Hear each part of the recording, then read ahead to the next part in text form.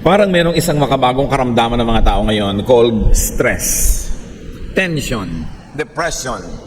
At sa pag-isikap na ito yung sagutin, ang lagi naman ngayong madidinig mo, detoxification. Sikat na sikat ng mga spa, wellness, clinics, therapy, even psychiatry. At alam natin, sabi ng Panginoong Jesus, "Come to me all of you who are tired and heavy laden, and I'll give you rest." Restfulness is very high religion. Why? Because it is the ultimate purpose of Jesus for us that we find rest, ginhawa, pahinga. Ang isa sa mga pinakamatatayog na pangarap ng mga tao, to find comfort and rest. At ang ating pag-aaral ngayon, pinamagatan natin, how to really relax. Paano nga ba talaga magpahinga? Thank you, Lord, that we can relax and find rest in you. Teach us your will so that we may not needlessly suffer too much fatigue or being tired or being stressed. Let your peaceful spirit rest in us. Forgive us our sins, O God. Cleanse us from all our iniquities. Straighten up our lives. Hold us by the hand. Lead us, guide us. Give us rest. In the name of Jesus, your Son, our friend, our Savior, we pray. Our main reading will be coming from Psalm 32, 1 to 11, all from the Contemporary English Version, unless otherwise stated. Pahinga. Paano nga ba nagpapahinga at bakit nga ba napapagod ang tao?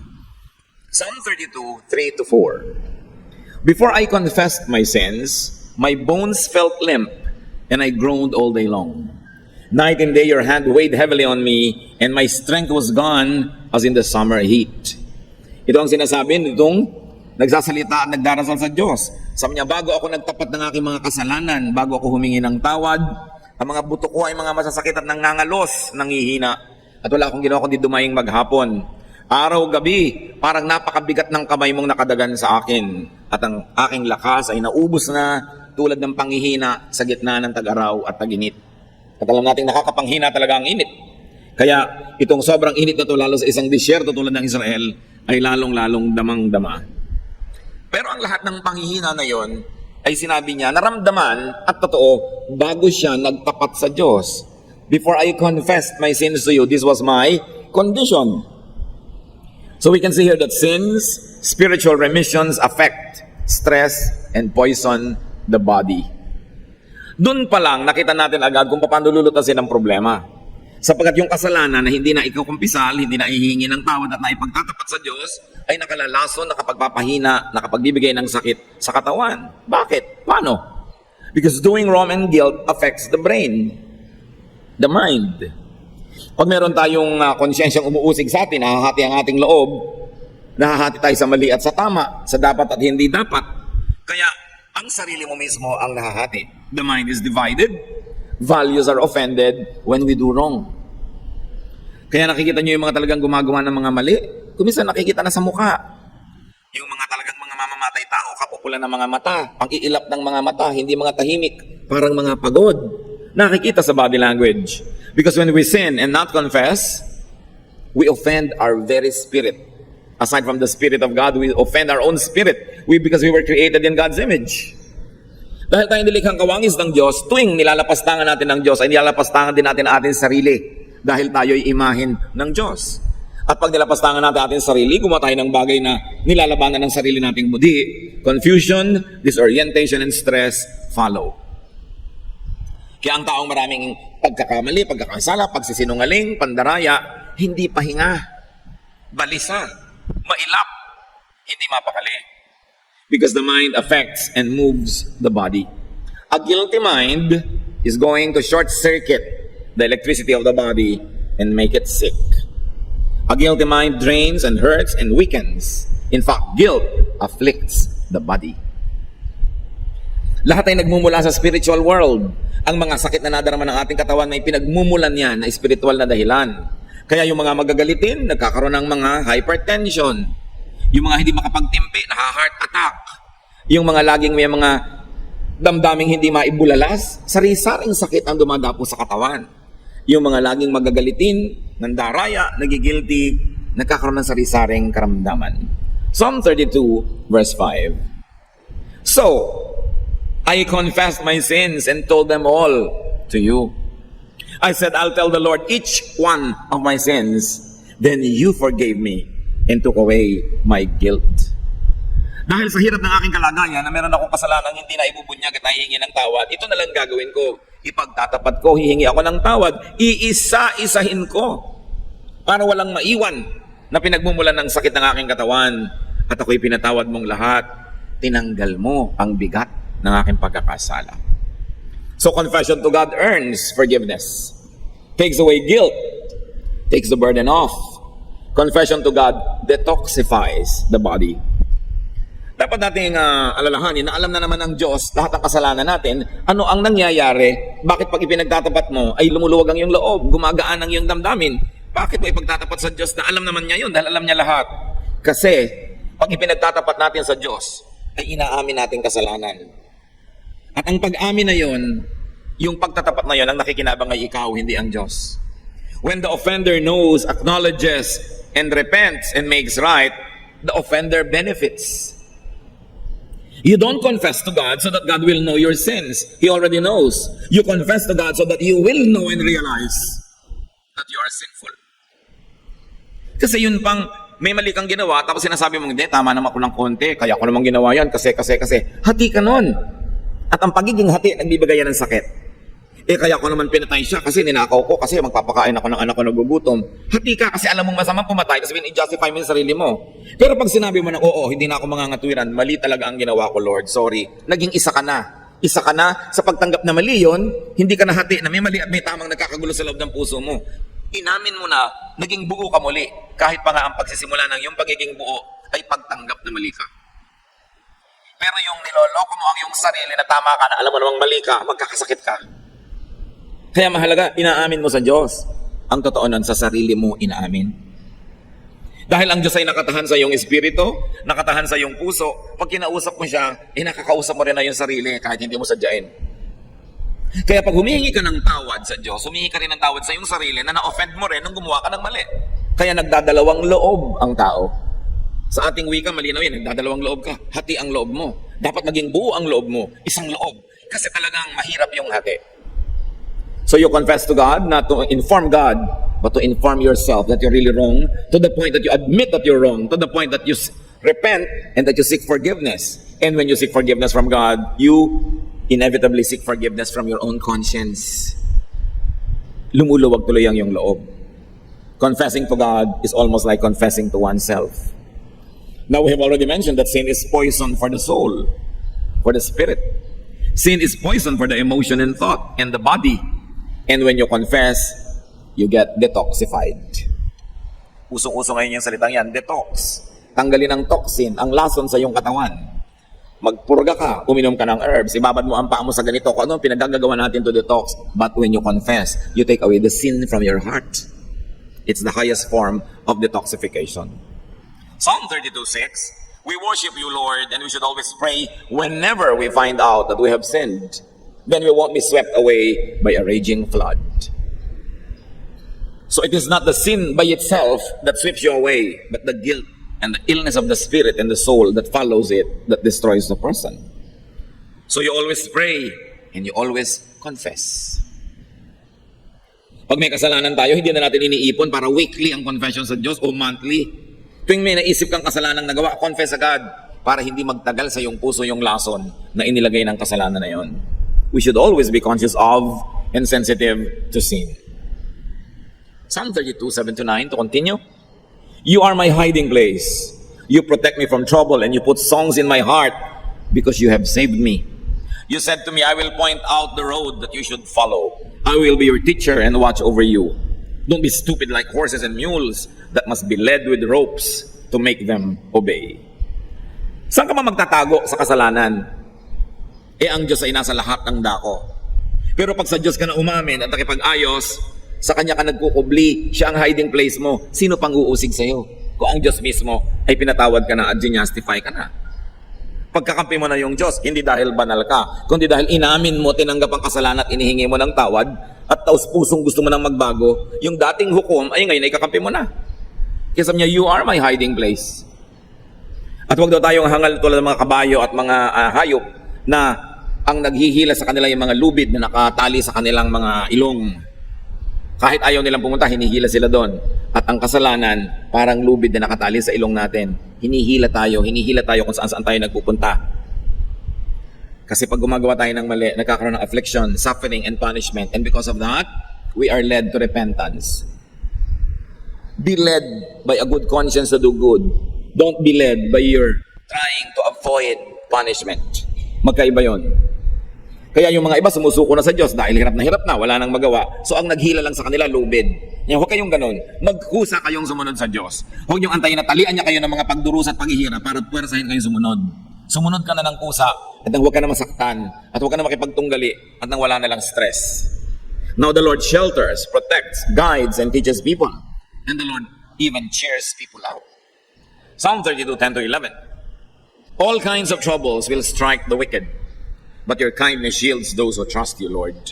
And so your good people should celebrate and shout.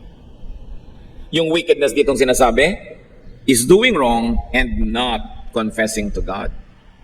Not just doing wrong and not repenting. Doing wrong and not seeking forgiveness and restoration. Kaya ngayon, dagan-dagan sa buhay mo ang buong bigat ng langit. Kasi nakakasala ka na nga, alam mo, hindi mo pa tinatanggap at inihihingi ng tawad. At sabi ng Psalm 32:1-2, which should have been the beginning, but it was the conclusion. Kaya minabuti kong basahin sa dulo, Our God, you bless everyone whose sins you forgive and wipe away.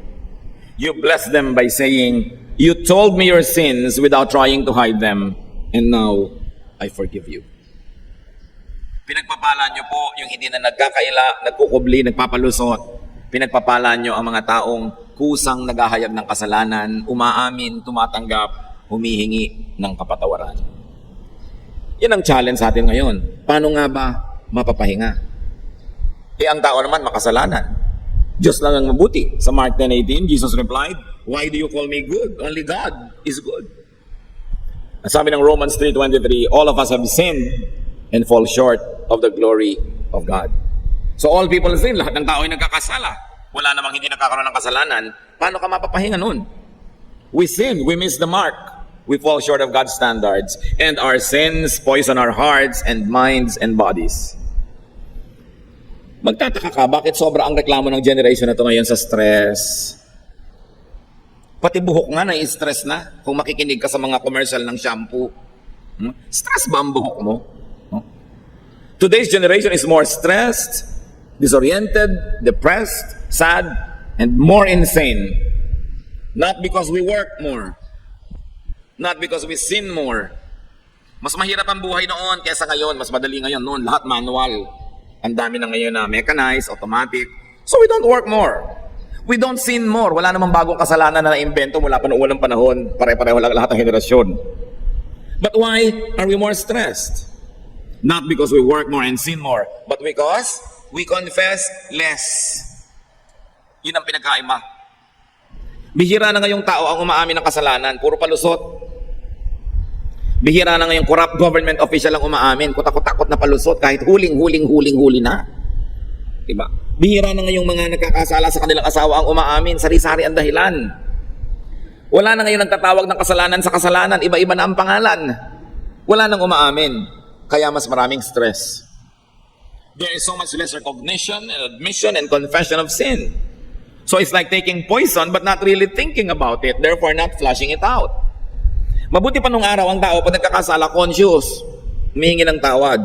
Ngayon kasi binulag na natin ang ating mga sarili sa kulay at hugis ng kasalanan. Kaya ginagawa mo na, hindi mo naman nire-recognize, nalalason mo na yung sarili nang hindi mo namamalayan. Kaya mas maraming stress ngayon. Therefore, we need more and more therapies. Hence, we need all the spas and getaways and diversions and entertainments. We need our fixes. And we need more and more psychiatry and witchcraft. Just to find peace of mind. Just to find rest. Sari-saring ginagawang diversyon ng mga tao ngayon para aliwin, libangin, linlangin ang sarili. Kasi ayaw harapin ang totoo na kaya siya nagkakaganyan-ganyan sa dami ng mga kasalanan niya. Psalm 51:3, I know about my sins and I cannot forget my terrible guilt. Ayun, inaamin.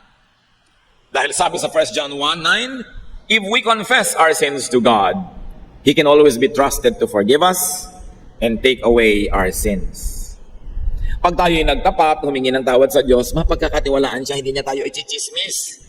Hindi niya tayo tatraidoren. Nagtapat ka, ang ibibigay niya sa iyo kapatawaran at aalisin niya ang bigat ng kasalanan. So what prevents us from confessing? When you don't confess, you don't admit, but deep inside you, your conscience knows you're wrong, you are sick and divided. So it's important that we all be conscious of sin. Label sin correctly. Call it by its name. Now, how do you really relax?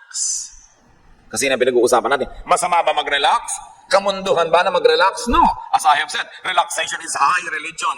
Then sabi ni Lord, come to me all of you who are tired and heavy laden, and I'll give you rest. So the ultimate purpose of God for saving us, for teaching us and guiding us, is that so that we can relax. Especially, hindi lang relaxation ng paa o ng katawan o ng tuhod, ng spirito, ng puso, ng isip. Relaxation of the spirit, of the mind, of the soul. That is important. How do you do that? Obviously, repent. Pagsisihan ng ating mga kasalanan. Confess to God and to people you're wrong. Kailangan nagtatapat. Since doing wrong and guilt affects the mind and the brain, since guilt drains and hurts and weakens and afflicts the body, relax and stay relaxed by avoiding sin. More important than confession, prevention. Avoid sin. Sabi nga nila, an ounce of prevention is better than a pound of cure. Isang napakatanda ng kasabihan. Kesa ang dami-dami mong ikapagtatapat, di mo ka nalang gumawa ng kailangan ipagtapat. Maximize restfulness by minimizing sin. Huwag na tayong lumayo sa mga pamilya. Mag-asawa, minimizing committing sin against each other, and you will actually maximize restfulness in each other's presence. Ganyan din sa pamilya, ganyan din sa office. Minimizing criticisms against each other will maximize the peaceful climate that you will all enjoy. Pag kinontian mo at pinaliit ang kasalanan, pinapalaki mo ang kapahingahan. Kaya napakarami nating mga kaguluhan sa buhay dahil sa kasalanan natin sa isa't isa. May mga bahay na halos ayaw mo na umuwi dahil parang impyerno. Dahil ang mga tao doon wala nang inatupag kundi gumawa ng kasalanan laban sa isa't isa. Uubusin mo ang ulam ni ganon, papagalitan mo si ganon, isusuot mo yung sapatos sa kapatid mo, igagamitin niya pala, galit na galit sa'yo, hindi ka ngayon makauwi-uwi. Maya-maya, nagkakataksil ka sa sarili mong asawa, nagkakagulo kayo, kaya ang gulo ng bahay. Kasi ang lahat ng mga tao, ang uwi-uwi nila doon, kasalanan against each other. Paano mo gustong uwiin ang isang bahay na punong-puno ng kasalanan? Paano mo gustuhin maligo sa isang swimming pool na puro laso nang nakalagay? But we poison our homes. We poison our workplaces through insubordination, by stealing from the company, by exploiting the workers, and by needlessly torturing your co-workers with bad behavior. But why will you poison your own work environment? Kaya ang daming sakit ng tao. A clean heart is the best spa. Kahit magbabad ka at magtira sa spa, pag inuusig ka ng iyong budhi, nginangat-ngat ka ng iyong konsyensya, walang pahipahingang mangyayari sa iyo. Hindi rin natatakpan ng makapal na makeup yung nag-aalalang puso, nakikita sa mukha. Kaya ang unahin nating linisin, i-detox ang puso. Ang unahin nating i-exfoliate ang puso. Yun ang unahing tanggalan ng mga dumi. Sapagkat pag malinis ang kalooban, it will radiate throughout. Righteousness is the best therapy. Pag matuwid ka, gumagawa ka ng tama, kahit minsan parang nalalamangan ka, nagbibigay ka na lang, nagpapasensya, pero tahimik ang loob mo. Huwag kang maghahangad na makalamang, pero inuusig ka ng budhi. Kasi yung budhi, kasama mo kahit saan ka magpunta. Bakit mo aawayin yung kasama mo lagi? Tulad ng mga iba, inaaway, asawa, kapatid, kapitbahay. Yung kasama lagi ang aawayin, edi ang buhay mo magulo. Paano ka nakikipag-away ka sa budhi mo? When you quarrel and wage war against your own conscience, you will never have peace because your conscience will have to be with you wherever you go. Whether you like it or not, it is your conscience that will die and live with you. Wherever, whenever. A God-led life is the way to true relaxation. No amount of therapy could replace old-fashioned confession. A talk with a psychiatrist is good. A talk with a counselor is good. But do you know that it's only a cheap imitation of confession to God? The less you confess, the more you have to talk to a counselor. The more you have to talk to a therapist. Although nakakatulong yun at hindi ko minamasama yun, pero huwag nyo kakalimutan yung best therapy. Makipagniig sa Diyos. magtapat, humingi ng tawad. Psalm 23, You, Lord, are my shepherd. I will never be in need. You let me rest in fields of green grass. You lead me to streams of peaceful water, and you refresh my life. Anong sinabi ng spa? Ikaw, Lord, ang aking spa. Libre pa. Ano? You, Lord, cannot be replaced by massage or a vacation. Although hindi masama yung massage o vacation o spa. Pero kung yun lang ang ginagawa mo para takpan yung tunay na kulang, kahit mangisay ka ng kakaspa, hindi ka mapapahinga. Kailangan makipag-ayos ka sa Diyos para tahimik ang iyong buhay. Psalm 32:5, So I confess my sins and told them all to you. I said, I'll tell the Lord each one of my sins. Then you forgave me and took away my guilt. Confession to God earns forgiveness, takes away guilt, takes the burden off, detoxifies. Confession to people that we wrong does the same thing. Mahalaga nagtatapat ka rin. Pero ang pagtatapat, mga kapatid, careful. Kasi kuminsan sa pagtatapat mo, gumaan ang loob mo pero ang bumigat yung pinagtapatan mo. Kaya i-handle mo yan mabuti. Biro mo, gusto mong gumaan ang loob mo dahil may anak kang 5 sa labas, sasabihin mo bigla sa asawa mo, ay gumaan nga loob mo pero siya naman tong nanigas at namatay. Di ba? So, break it gently. Be kind. Hindi yung ang bigat ng problema ko, sasabihin ko sa'yo, uuwi ka ngayon ang humahalakak, tumatawa, pero yung pinagsabihan mo, nagbaril sa sarili dahil hindi na kaya ang binigay mo. Kumisa kasi selfish din tayo. Sa kung gusto natin gumaan ang loob natin, tatambak natin sa kapwa yung samaan natin ang loob. You are not always entitled to transfer your heaviness to other people. So you be sensitive, take their situation into consideration, their health, their emotional well-being at that time. Pero mahalaga nagtatapat. Kasi madalas, yung pagtatapat nyo, hindi lang kayo yung gumagaling, pati yung taong pinagtapatan nyo gumaling. Lalo't matagal na niya kayong listado, inaabangan lang palang magtapat kayo. Di ba? Nagmamaang-maangan lang pala at inaantay na kusa kayong umamin at humingi ng tawad, siya rin gagaling. Pero kung isang ipagtatapat ninyo, isang kasalanang matagal lang nangyari at hindi na naman nauulit na at hindi na mauulit pa, baka mabuting sarili ninyo na lang, kayo na lang mabigatan, kaysa yung nananahimik yung asawa pa ang nabigatan, lalo't hindi na naman talaga nangyayari at hindi na danger yon, pasensya kayo, buhatin nyo yan, kayo may kagagawan. No? Pero nyo lang ipasa sa inyong mga mahal sa buhay para lang gumaan loob nyo. Pero kung matibay ang kanilang loob at kaya naman nila, titimplahin nyo ang ganyang mga bagay.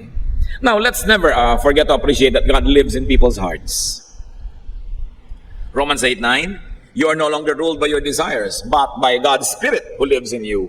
People who don't have the Spirit of Christ in them don't belong to Him. So, ang Espiritu ng Diyos nasa atin.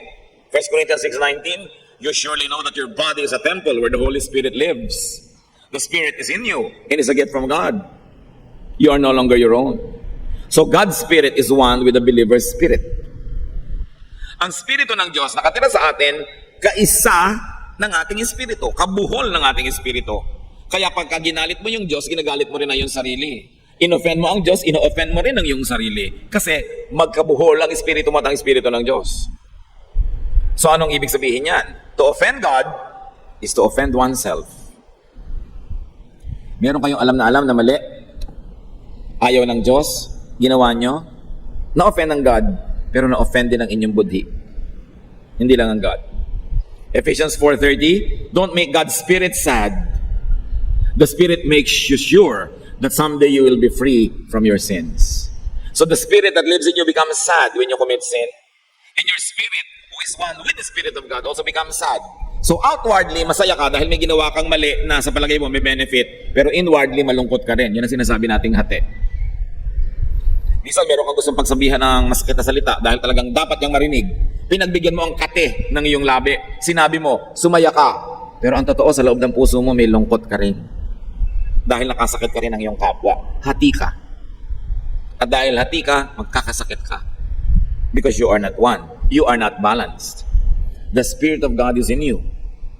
To be separated from God is to be separated from self. Lumayo ka sa Diyos. Makikita mo kapatid, lumalayo ka rin sa iyong sarili. Na pag nananalamin ka, gusto mo sabihin, ako ba talaga to? Parang hindi ako ito yung dati Parang naiba na rin ako. Kasi pag lumayo ka sa Diyos, kaisa mo yung Diyos, lalayo ka rin dun sa image mo na maka-Diyos. Dalawa ngayon ang iyong mukha. Paano ka mabubuhay na dalawa ang mukha mo? Hindi ka naman imahe ng mga Buddhist at kung ano-ano. Isa ka lang, dapat isa lang ang mukha mo. Kaya may kasabihan tayo dyan, nawawala sa sarili. Di ba? Hati, hindi buo. When you offend God, you offend yourself. That's why you feel dirty. Sometimes you do something wrong, although you enjoyed, but you feel dirty. Kasi na-offend yung kabilang pagkatao mo, yung kakambal ng Diyos. But when you reunite with God, you also reunite with yourself. Dahil may bahagi ka na bahagi ng Diyos, pag bumalik ka sa Diyos, bumabalik ka sa bahagi mo, na kinalimutan mo, dahil pinakinggan mo yung kabilang bahagi mo, yung madilim. That's why when you edify God, did you notice? You also edify yourself. Bakit pag pinapupurihan mo ang Diyos, kumakanta ka, sumasayaw ka, o nag-o-offering ka ng taos-puso, parang tumataas din ang spirito mo. Samantalang pinagpupuri mo Diyos. Pinuri mo ang Diyos, pinataas mo ang pangalan ng Diyos. Bakit marataas din ang feeling mo? Because when you edify God, you also edify yourself because you are one with God in spirit. That is why worship, prayer, righteousness, meditation, and other spiritual activities are uplifting for the worshiper. Magtataka ka, darating ka dito para ampun Diyos ang itaas at papurihan, pero paglabas mo, ikaw ang naglalakad sa alapaap, ikaw yung sumaya. Kasi pag pinasaya mo ang Diyos, dahil kakabal siya ng espiritu mo, sasaya ka rin. At pag pinalungkot mo siya, may bahagi ka rin nalulungkot. Ang lahat ng ginagawa mo sa Diyos, ginagawa mo lang sa iyong sarili. Dahil ikaw ang image ng Diyos. When you let God down, you let yourself down. So when you confess to God, you also confess to yourself. And when God forgives you, your conscience that is one with God also forgives you. That's why you find rest. You can never rest when your conscience and you are at war. Kaya dapat nabubuhay ang tao ng tahimik, payapa, banal. Tahimik siya. Unconfessed sin tortures. The cure is reconciliation with God. To be reconciled to God is to be reconciled to oneself. That's why to confess to God is also to confess to and admit to oneself one's mistakes. To confess to God is also to make right with oneself. The confession, the admission, and the forgiveness restores oneness within. Oneness with God and with self equals wholeness. Resolution of a conflict. Rest from being tired. It means relaxation. How to be peaceful, rested and relaxed? Confess. Repent. Make right with God. Better not to have anything to confess because you didn't do anything wrong. Why is confession important? Why does it give rest and peace? Because confession is submission, surrender to God. Non-confession is fighting with God. Paano ka matatahimik? Kinakalaban mo ang Diyos. Pero pag nag-confess ka na, sumuko ka na, tapos na ang gyera. Katulad ng lahat ng gyera, pag sumurrender na yung kabilang partido, tapos na ang gyera, may nanalo na. At hindi tayo lugi kung Diyos ang nananalo. Bakit? Dahil tayo rin yun, dahil kakambal nga ng spirito natin, ng spirito ng Diyos. Kailangan siyasatin natin ating mga sarili. At sa sandaling ito, nais kong hamunin ng bawat isa. Meron ba kayong mga nervyos? Meron ba kayong mga kapagabagan? Meron ba kayong mga parang insecurities, mga depression? Meron ba kayong mga nagpapahirap sa inyong loob? Baka naman unconfessed sin lang yan. Kailangan siyasatin natin ating sarili. Kuminsan kasi kung relihiyoso ka, lagi ka may dalang Bible, akala mo okay ka na eh. At nabubulag tayo sa mga sarili nating kasalanan pag wala nang nakakapagsalita sa atin. Pag ikaw ang padre de pamilya, ikaw ang breadwinner, ikaw ang boss, wala na kuminsan makapagtuwid sa'yo. Akala mo, lagi ka nang tama. Ikaw itong pinakamatanda, akala mo, lagi kang tama. Hindi laging ganun yun. Kaya ang mga naliligaw madalas, yung mga pinakamatataas ang ranggo, mga pinaka-breadwinner, pinaka-boss, kasi wala nang makapagtuwid sa kanila. Mahalaga, nagpapakumbaba, sinisiyasat ang sarili. Kaya sa pagpapatuloy natin sa ating spiritual growth, it's good to pause and say, Lord, may unconfessed sin po ba ako? Siyasatin niyo ako, baka dahil convinced akong okay ako, pero ba't hindi okay lahat sa paligid ko? Baka meron ako hindi nahuhukay na ugat ng kasalanan na nagbibigay ng mapakla at mapait na bunga sa aking pangaraw-araw na pamumuhay. O baka naman, obvious naman na may kasalanan, ayaw pa rin aminin. So aminin na ngayon, ipagtapat para tayo makarelax. Kung relax na kayo, mas marerelax pa kayo kung hahanapin pa natin kung ano ang possible roots of other issues in our lives. Ama namin, nagpapakumbaba kami sa iyong harapan. Kinikilala namin kami gawa sa lupa, bagamat may espiritu kayong nakatira sa amin. Yung pagiging lupa namin ang madalas nagiging dahilan, kaya kami naliligaw. Siyasatin niyo po ang aming puso sa aming mga kapatid na alam ang mga mali. Turuan mo kami ngayon na magtapat, umamin, humingi ng tawad at magpasyang baguhin, ituwid ang aming makalikuan. Lalo ang masasama naming ugali na nagpapalayo sa mga mahal namin sa buhay. Turo mo sa amin, Lord, na huwag laging sila ang sisihin. Maring kami naman talaga ang dapat sisihin. Teach us to look at our lives from a fresh perspective. Hindi yung puro self-justification. kundi unawain namin ang aming totoong pagkatao at kilalanin namin ang aming mga kababaan para maitaas at maituwid nyo kami. Ipakita nyo sa akin, Panginoon, ang dapat namin gawin. At sa aming mga kapatid, Lord, na namanhid na, hindi na nahahalata na may mali sila. Turuan mo kami. Refresh us. Re-strengthen our convictions and our conscience. So our conscience can be your voice that effectively, powerfully, and loudly speaks to us. At sa aming paghingi ng tawad, pagkilala sa mga hindi kinikilalang kasalanan, palakasin niyo po kami. Linisin, tanggalin niyo ang mga lason sa aming isip, puso at buhay, at maging ang aming mga katawan, palakasin niyo para kami magkaroon ng pahinga. And being rested, we can do your work, we can serve people, and we can appreciate you more. Magbulay-bulay tayo na ilang saglit, mga kapatid. Ngayon ang chance, huwag niyo ipagpaliban. Kung meron ng dapat aminin sa Diyos, huwag na tayong mga tuwiran, ihingi ng tawad, magpasyang baguhin ang mga detalye ng ating buhay na dapat baguhin. At doon sa mga naniwala na nga tayong lagi tayong tama, mag-isip-isip muna kayo ngayon. Maaaring tama ang sinasabi sa inyo na inyong kritik, ng inyong asawa, ng inyong anak, ng inyong magulang. Oh God, teach us to be humble and let your truth detoxify us. Let your truth set us free. Spend some moment in silence and may the Spirit minister to each one.